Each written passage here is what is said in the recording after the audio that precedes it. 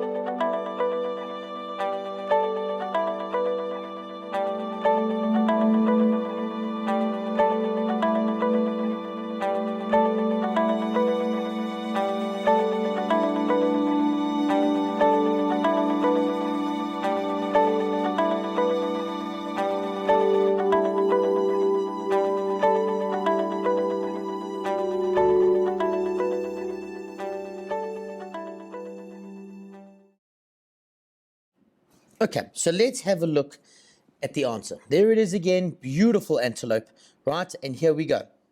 First of all, the coat is light brown on the upper side and dark brown on the belly, okay? White stripes on the back and the mane, black and white patches on the rest of the body.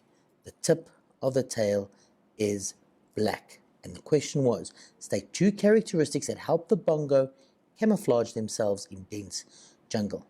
The minute you start breaking up the coat, that becomes difficult to see, right? So when predators see this and all of a sudden there's different spots and it's going to camouflage itself into the back, Okay, now what has this got to do with evolution? Well, think about it.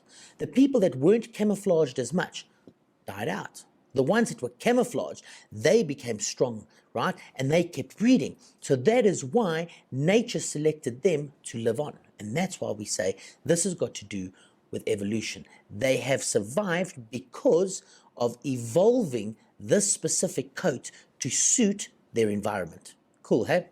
Okay, now I've got some more. Let's get going. I'm going to do this all the time. So let's see. Use your knowledge of natural selection to explain how the bongo's ability to lay, look at this, to lay horns along the back, along its back, could have developed over the years. Here we go again.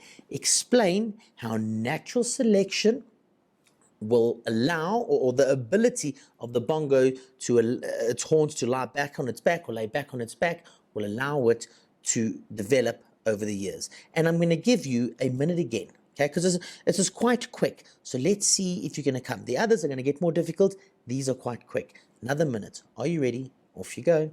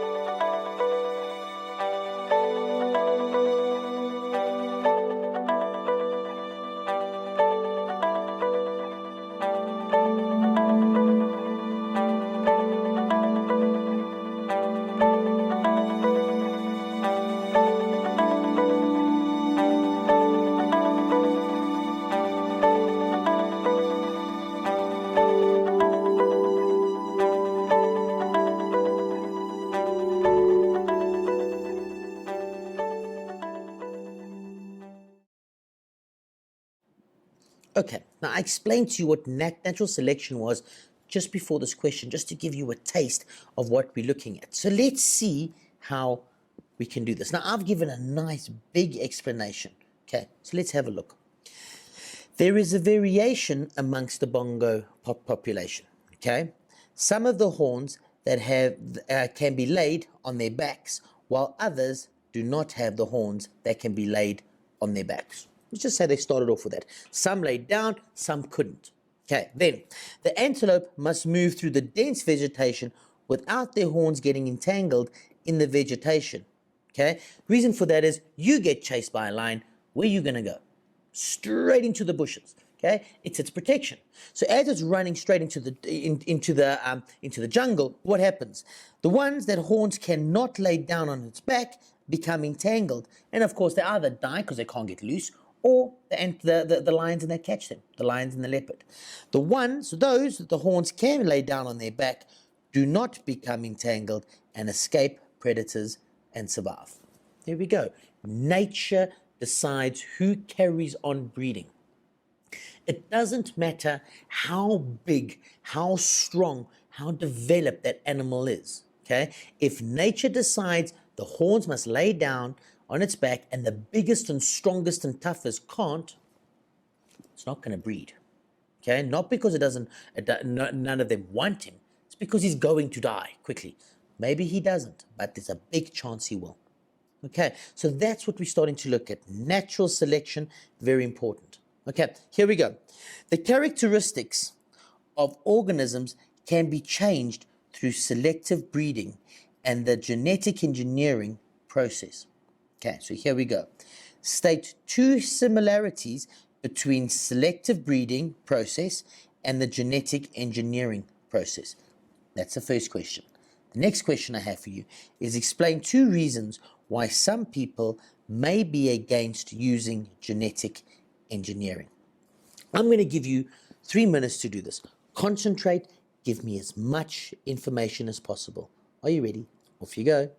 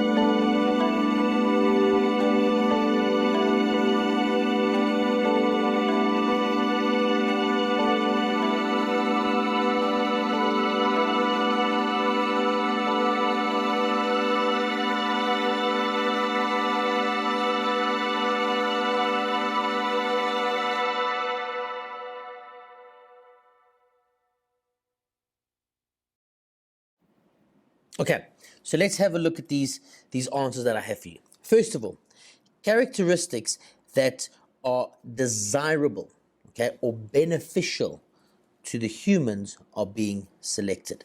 That's what it means by being selective breeding or genetically engineered process. It's what we want as humans, what makes us good, okay, or what makes us feel like it's going to help us. So it's what is beneficial to human beings and what we select, okay. So the characteristics are chosen by humans. It is not artificially, it is an artificial process, okay. It is not necessarily beneficial to the organism, okay. So for example, if something doesn't work in nature, but we as humans love the color of it, we'll breed the color as long as we look after it. So we like the color, it'll work for us. In nature, it won't, it'll die out. That's artificial.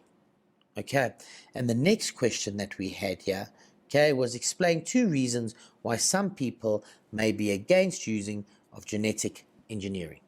Simple, here we go. Long-term effects on health are unknown, which could lead to health problems in the future. Okay, you don't know what's happening. Okay, nature selects it for a reason. Nature really doesn't go and say, we're going to go with this one. Okay, it's what happens with the strongest one, the best suited for that place works. Okay, we don't have a look what's suited, so we do what we can do. Okay, now we don't know if those are going to become a bad thing. We don't care. Next one, long-term effects on the environment are unknown, leading to the environmental damage or loss of biodiversity, damaging ecosystems or damaging nature. Same thing, we don't know if it's going to be disease, we don't know if it's going to damage nature. Remember, it says 2 reasons. I'm giving you more than 2. Next one, people are morally opposed as humans are interfering with nature, playing God, interfering with the rights of every species. So what we're doing is we say who lives, who dies, who may mate, who can't. Okay, very simple. That's how it works. You might have an animal that looks absolutely gorgeous, but it is a runt. In other words, it's not the strong breed. So instead of making the strong breeds breed, what do? We take the runt of the litter and we put it with another runt of the litter. Now the runts are breeding and not the strong. It's not a good thing.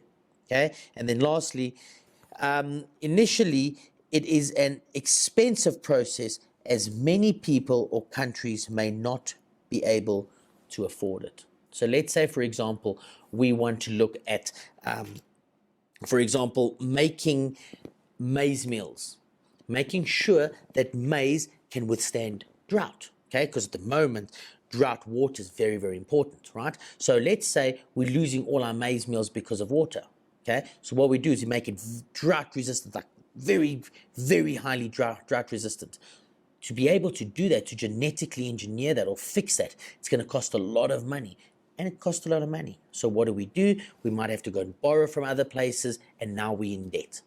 Okay, so there's a lot of moral things to have a look at and things that could be a problem. Right, okay. So there was a couple of questions. I think you need a break because you've been working hard. I definitely do, and I'll see you straight afterwards. Cheers. Welcome back. Hope you enjoyed your break. Now we've gone away from these animals that are living there, right? Now we're going to have a look at you and me. Have a look at this question that I've got for you. Yeah, simple. The diagram below represents a possible evolution of humans, okay? It's a possible. Doesn't mean that it is. We try and get it as close to it as possible, but it's a possibility. As well as the time period for the development of bipedal, or should I say bipedalism, the use of fire and the use of tools. Okay, so it's how human developed, how bipedal happened, the use of fire and the use of tools. Okay, so this is all that it is, how it all works. Okay, now, very, very simple, very easy to understand. If we have a look, bipedal, that's bipedal. It started over here. Okay, using of tools started here, and using a fire started here. Okay, you'll notice that anemesis started there, afarensis started there, africanus started there, erectus, and it's moving along as it goes. You'll notice that they overlap as well. Have you noticed that? Okay, very important to overlap it. Now, watch this. The black, pre-humans, okay, this lines is humans. It doesn't mean that, well, it does mean Homo erectus, you'll notice, okay, is humans, and of course you've got Neanderthals as seen as humans, and then you get Homo sapiens, which is what we are now. Okay, those are your human ancestors that we're looking at. Okay, so it's very, very simple. Now, that is what we're going to ask our questions on. Let's have a look at the first question. Hopefully I can bring it. How many questions do I have? One there. Make sure that it fits on the page. How cool is that? Okay, use the diagram above and identify two bipedal organisms that did not use stones, tools, or fire. Two bipedals that did not use stone, tools, or fire. Okay, 1 minute, and I want you to give me an answer, give me a reason why you say that. Are you ready? Off you go.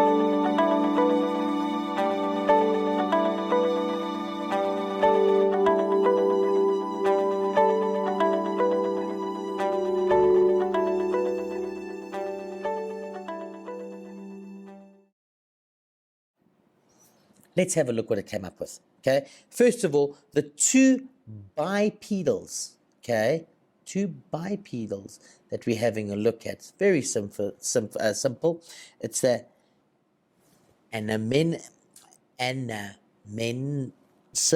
Trying to get it. Anamensis. There we go. And the afarensis. Anamensis and afarensis. There they are. And if you have a look at it, they only started using tools 300 million years ago, or should I say 3 million years ago. Remember, that's the present, the moment, that's 5 million years ago. They only started using tools, and those ones came before that specific part.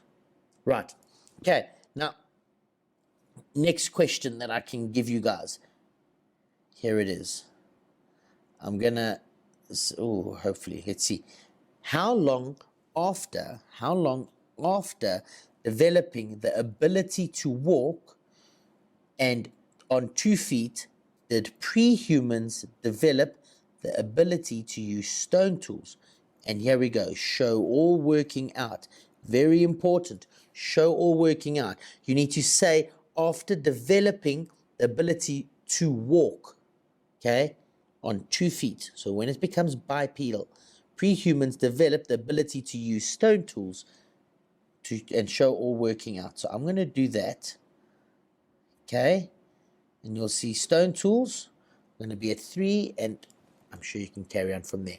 I'm going to give you, 2 minutes. Let's see if you can come up with the answer. 2 minutes. Are you ready? Off you go.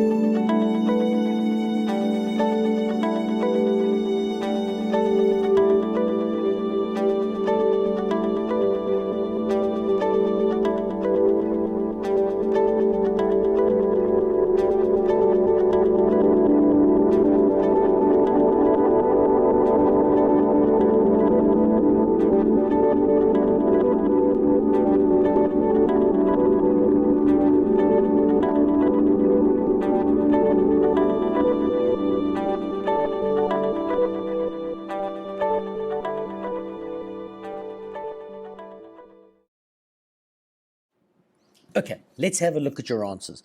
This is a very, very easy question to answer. Okay, if you have a look at it, we started off at 4.5 million years ago. Okay, so my equation looks like this. Let me change that. What's name? Okay, so 3 million years ago, there it is. Okay, 3 million years ago is when we started using stone tools. Can you see it? 3 million years ago. Okay, 4.5 million years ago. Let's see, 4.5 million years ago. There we go. If we bring it up here, is when we started walking. Okay, that's when we started walking. That's why we have anamnesis. There we go. I'm not going to get it right. Okay, so what you have to do, they asked you what is the difference between the two. So it's very simple. Okay, you take 4.5 million years ago where you started, you minus 3 million years ago, and you get to 1.5 million years. Okay, so that tells you, okay, it was 1.5 million years before when pre-humans started walking to when they started using tools to actually do some work, right? So for 1.5 million years, no stone tools were used. Can you understand? Okay, that was a very, very simple one. And I'm sure you got that. I'm telling you, you guys are brainiacs. We know how this works. Next question. Still the same one. So you've seen that quite a few times now. Okay, explain the significance of the characteristics of the skull which allows for the development of the ability to use tools in Homo sapiens. So listen again. Explain the significance of the characteristics of the skull which allows for the development of the ability to use tools for Homo species. Okay, and I'm going to give you 2 minutes to do this, okay? I want you to give me a lot. So try and think about exactly what I'm saying, okay? Read the question again, analyze it, and then put down onto paper what you think the answer is. Are you ready? Remember, 2 minutes. Are you ready? Off you go.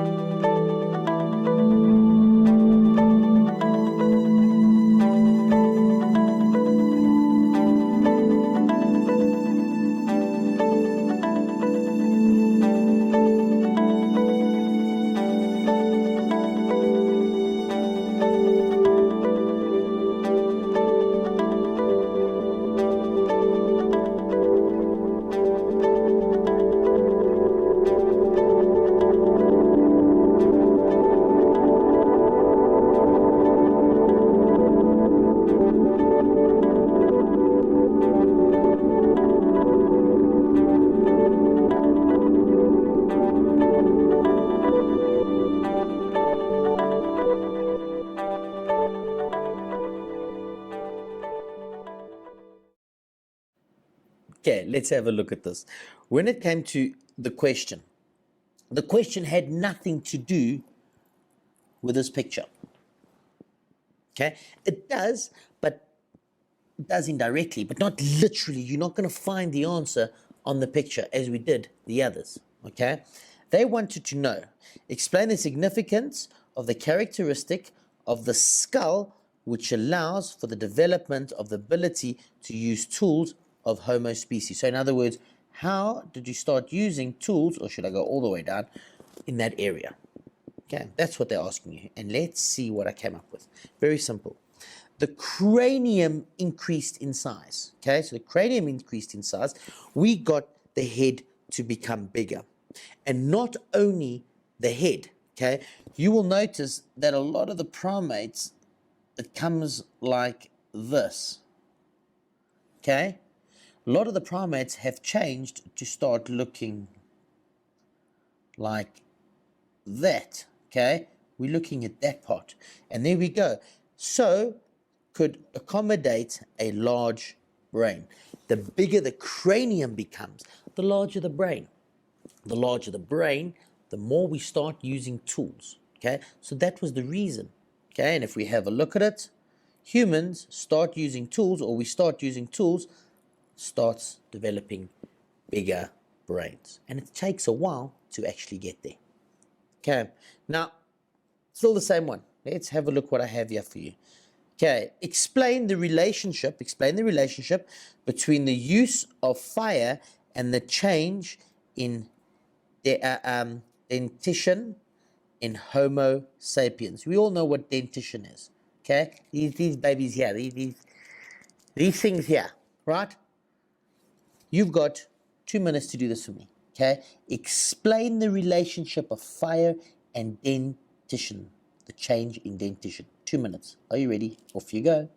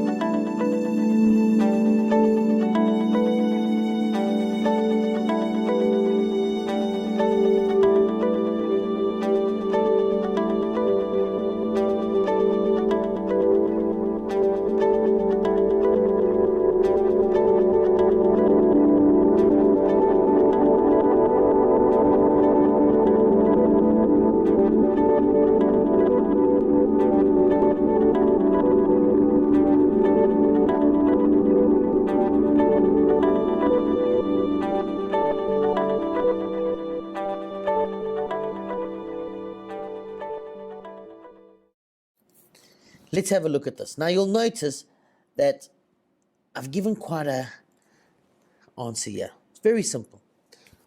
What happens is we get smaller teeth.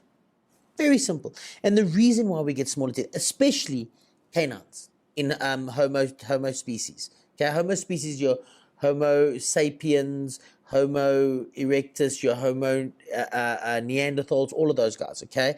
They can chew food that was cooked, which is made softer using fire. Therefore, you don't need big teeth, okay? Or large teeth or canines are not necessary because food is softer because of cooking it with fire. Okay, so we do use the size of the teeth. The size of the teeth has got to do with how tough the food is. Okay, you try and grab an impala that is lying down there on the ground and you've just got hold of it. Try pull that meat off. But it's not easy, right? We cook our meat, that's why we make it softer. I mean, we struggle to eat brine meat at times when we say it's too tough. Can you imagine if it was raw? Right. Okay. All these questions, I'm sure you need a break because I definitely do. And I'll see you straight afterwards. Cheers. Welcome back. Now, what we're going to do is we're going to have a look at some experiment that a couple of kids did. Okay. Now, they can put this in there. Have a look at this, grade 12 questions. Okay. It says, an investigation was done by grade 12 learners, okay, to determine which chicken grows faster. Okay. Chickens that are selected breeding for laying eggs or chickens that were selected breeding for meat or poultry or to make food. Okay, so we eat them. Okay, the following things were done. The following steps were carried out. First of all, learners bought 30 one-day-old chickens from a commercial supplier. Okay, 15 of the chickens had been selected breeding for laying eggs, and 15 chickens have been selected for breeding for meat production. Okay, nice and easy, simple, 15, 15, same day, everything. Okay. All chickens were kept under the same environmental conditions. Okay. This include being fed at same chicken feed made mostly from cereal grain and protein sources. So exactly the same food. Okay. The chickens were weighed regularly for a period of 45 days. So we know we got them for 45 days. Everything was done identical. The only difference is these ones were made for laying, these ones were made for food. Everything else, the food, the conditions they stayed in, if they wiped each beak off of the egg-laying chicks, they wiped the beak off of each meat one. Right, so everything else was identical. Okay, let's have a look. This is the results. These are the graph. The results came out. Okay, and we've noticed day 1, day 8, day 20, day 45. Okay, now, you will notice it said that chicken selectively breeding for meat was see-through, and the one with dark is the one for egg laying. Okay, now, first question. Here we go. Calculate the percentage weight increased of the chicken that were selective breeding for meat between day 8 and 45. Show all working out. Okay, I'm going to give you a minute on this one, but I want you to read that question carefully. It's a little bit of a tricky. Are you ready? Off you go.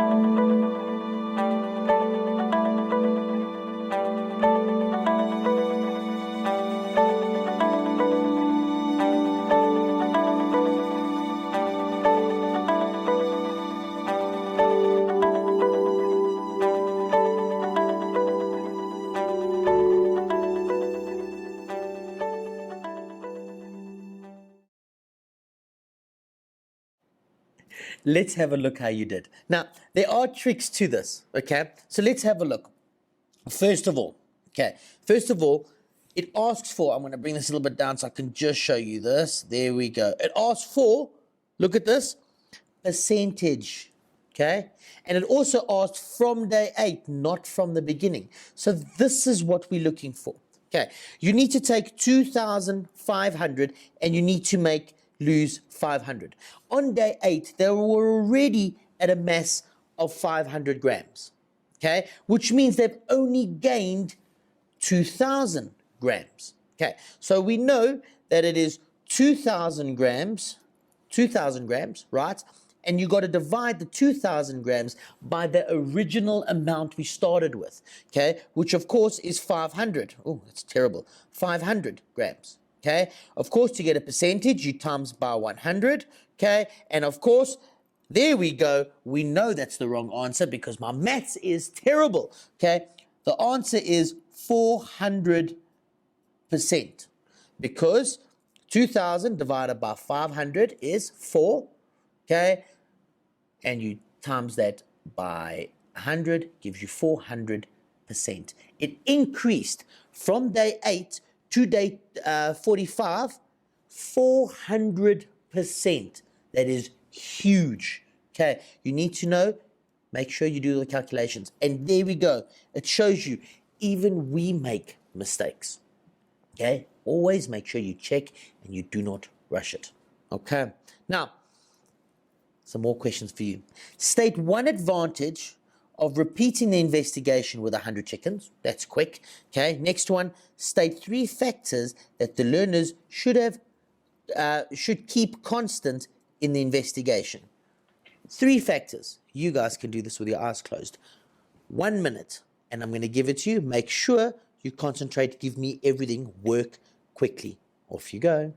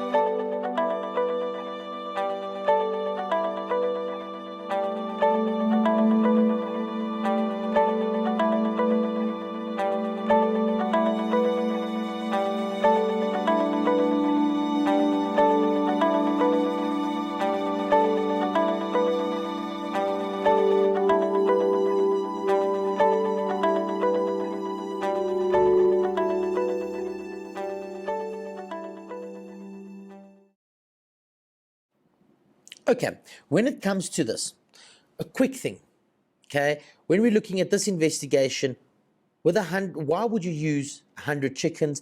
It will increase the reliability, okay? Increasing reliability is huge. The more times you do this experiment, or the more chickens you add to this, the more accurate the results will become. Remember, very important, more specimen to try, the more accurate your results are going to be, right? Now, we were having a look. I'll ask for 3 factors the learners should keep constant in this investigation. Now, of course, there's more than 3, as you can see that I've put down here. There's a lot more than 3. Let's have a look at them. Firstly, same person must weigh the chicken to get the accurate results. Do you know why that is? Okay, because if we're having a look at a scale, we can say, everyone is just on that line. So that line either counts as it or it doesn't. So everybody is identical. Same person weighs it. Here we go. The same scale must be used to weigh the chickens, because even though this scale and that scale is made at the same factory, there's a slight difference. Even if it's milligram, it's there. It's a slight difference. Next one. The chick must be weighed at the same time of day. Okay, so if it's going to be at noon, at 5 o'clock, it must be weighed at noon, at 5 o'clock, all the time. Main reason, if it hasn't digested its food properly, let's say 4:30, it hasn't gone through that whole process to break down all the food, right? Here we go. Same environmental conditions, which we said, same food conditions, same amount of food, that's another big thing, same feeding time all the time, the exact same time. Okay, what happens if you feed a little bit later? What happens if you feed a little bit earlier? If you feed earlier, the metabolism kicks in quicker, it burns it quickly. You see, there's lots to do. Okay, the cage must be the same size. If the cages are slightly bigger in the one and slightly smaller than the other, the one can run around a bit more. See, you can look at that. Chicks must be female. Why must they all be female? Come on. Now, you're going to say, oh, why not male? Come on, why not male? Have you ever seen a male lay an egg? No. Okay, so it's not going to happen. So if you've got egg-laying chicks and you've got meat chicks, they all have to be female. Come on. Okay, we're not looking at male and female, yeah? It's very simple. Males don't lay eggs. Okay, next one. Age of the chickens, got to be the same. And the same number of chicks in each sample group. If I have 1,000 ones to lay eggs, I need 1,001 for meat. Simple, okay? Everything must be the same. Okay, let's have a look. Next one. State 2 benefits of selective breeding for chickens other than the increasing meat production. That's the first one. And explain one reason why selective breeding of chickens for better meat production may not be an advantage for chickens if they were to be living in the wild. Okay, 2 minutes to do that. Concentrate and think out of the box. Are you ready? Off you go.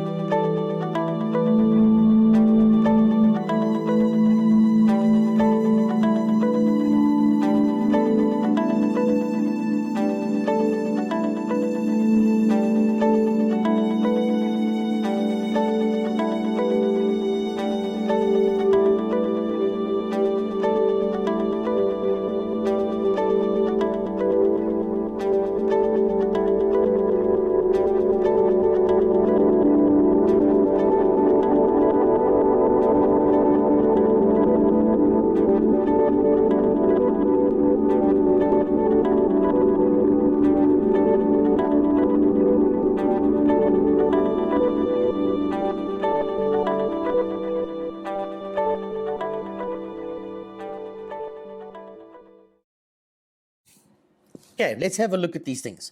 First of all, okay, state 2 benefits of selective breeding for chickens other than increasing meat production. Okay, products produced more quickly. Okay, so we have more of them. Next one, increased resistance to diseases, very big. Improve quality of the chicken.